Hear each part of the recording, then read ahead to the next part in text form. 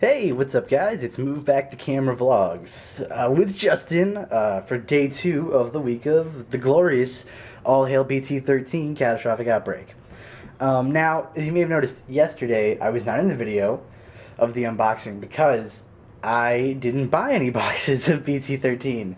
All the new cards that I got that I wanted were for this deck. I got them in the sneak preview, and I just kind of decided I'd rather save up my money for 14 or 15, and when those come out, I'm gonna probably, I don't know, I may do a case. I may unbox a case of those with a couple guys, but we'll see in the future. Tick tick tick tick tick tick tick. Time ticks on. Okay, so this deck is not finished. I'm gonna open up with that right now. This is my Leopold Reverse Great Nature deck, and it is absolutely not ready to the degree that it needs to be.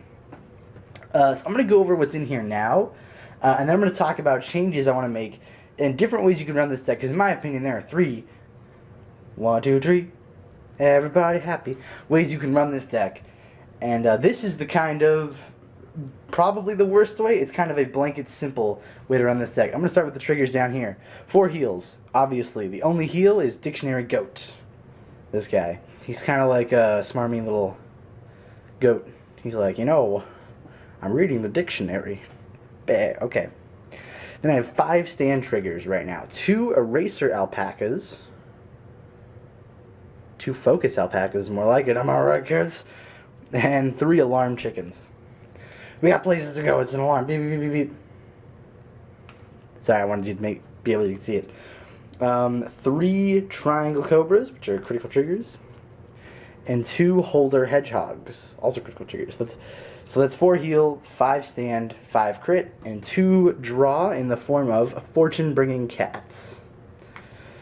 Now for the starter, I'm currently using Acorn Master, and the reason for that is I could use the parrot, Blackboard Parrot, which lets me give power to one of my rear guards, but I'm only running 7 grade 3s in this deck.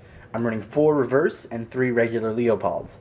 That may change, and if I change that, I might ditch Acorn Master for Blackboard Parrot. But as it stands, he fits. I think he fits really well in the deck, and I don't see any need. Like, he hasn't caused me any problems. I don't see any need to change him for the time being. So up to grade 1s. I currently have 3 Stamp Sea Otters. This is a promo Great Nature.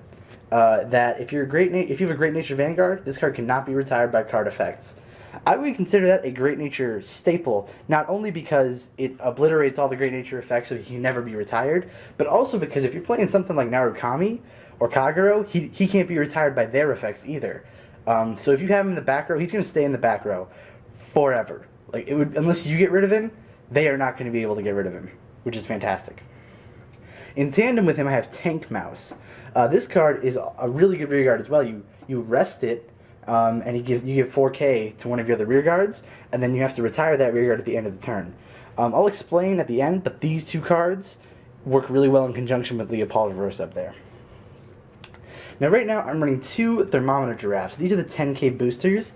In my opinion, the thing that has always excuse me, the thing that has always given Great Nature kind of an edge over, like, the little bit of an edge that it has over some decks is that its requirements for that kind of booster and the kind of beater up here are very, very easy. To get his 10K boost, your opponent has to have 2 cards face up in the damage zone. That's it. So it's a great early game. Currently I'm running 2 Silver Wolves. Just good grade 1 beaters, good for early game. Kind of meh late game, but you know, if you happen to run out of attackers in the grade 2 range, he's good to fill in because he's at 8. 4 perfect guards, Cable Sheep, still the only one. So old, they don't have the gold on them. They're from BT07. They're great though. I like these. The art on those. They're fun. Okay, now for the grade 2 lineup, I have 4 Binoculus Tigers. This is kind of the bread and butter of your grade 2 lineup. Every time they attack, you give 4K to one of your other rear guards. So again, it works great with Stamp Sea Otter, and it works great with pretty much everything in this deck. Only give it to rear guards though, which is kind of the only drawback. I'm running 1 Geograph Giant. This card I'm kind of split on. I might take him out, but I like his art so much. He's just such a cute, he's the cutest 10K vanilla, in my opinion. Obviously, he's like, I gotta draw this, so many notes.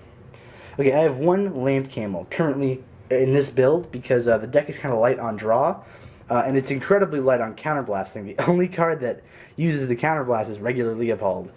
So if you want to keep light on draw triggers in this deck, but you don't have anything else to fill up your grade 2 lineup, I could see somebody running 2 or 3 of him.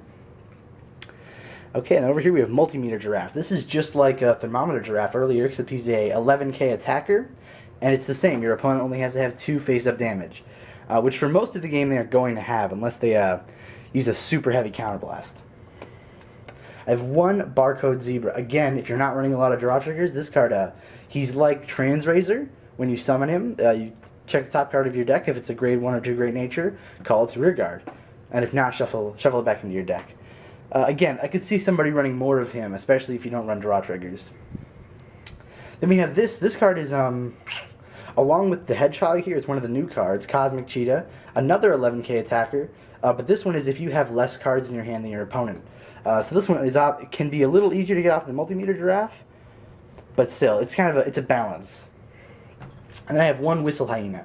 This is a Counterblast 112k attacker. Oh, this is the other card that uses Counterblast. Again, this is a new card from BT13. I really like the art. It goes well with like the Recorder Dog and the cat. He's a really easy target, like kind of like they start at 8k. It makes them really easy to wipe off the map. So sometimes, I mean, there's no like all the beaters in here. Like all these cards are really easy to wipe off the floor, which is why I have them spread out. As far as like I'm running 1, 2, 3 different ones, or 4 I guess, different ones, so that nobody really knows what I'm running as far as that goes. And then I have 3 School Punisher Leopold. Oh, School Hunter, excuse me. For those of you not familiar, Leopold was like the core BT13 Great Nature card. His main ability is that when he attacks, like Binoculus Tiger, give one of your rear guards 4k attack. And then at the end of the turn, they have to be retired. Same with Binoculus Tiger. His limit break, though, is that during the end phase, when your cards are going to the drop zone, you can counterblast one to bring them back. Now, he's good. You could actually, in my opinion, run this deck with just him, like a lot of people did. But now that there's this reverse, he is just... Honestly, I only like to cross-ride him. That's why it's 4 of these and 3 of him. Because the cross-ride, in my opinion, is fantastic. He's obviously 13k when he's cross-ridden. His ability is choose one of your Great Nature rear guards, lock it, and choose up to 2 of your Great Nature rear guards and give them 4k to the end of the turn. At the end of the turn, they go to the drop zone and then come immediately back. So you're thinking, well, why would they do that? That doesn't make any sense. Well, there's a couple reasons for that.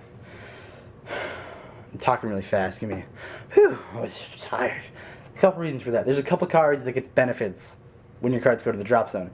And that's one of the things I want to talk about. But the first thing that I want to mention about this deck is the amazing synergy between Leopold Reverse, Tank Mouse, and Stamp Sea Otter. So this is a fantastic combo. If you're going to run this Great Nature, you absolutely have to run this combo. Basically, since he can't be retired, he attacks, give the power here.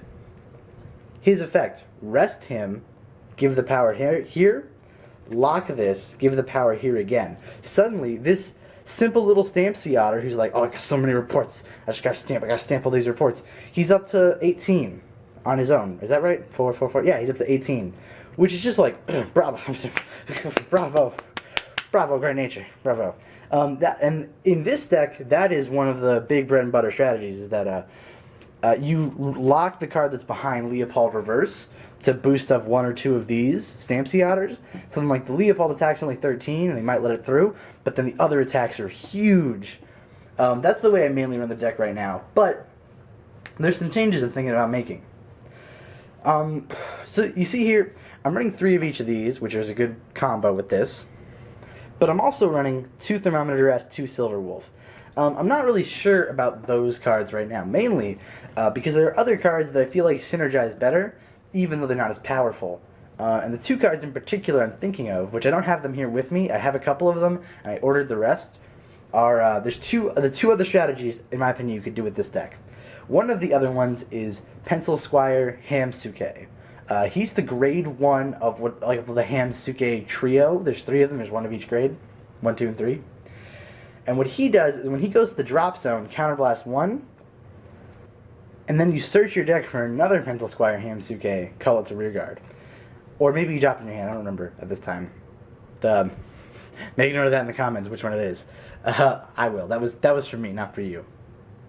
Anyways, so you get another one of him out for very cheap. And again, that works really well with Leopold, because then he can swing for 10 on his own, or boost for 10 on his own.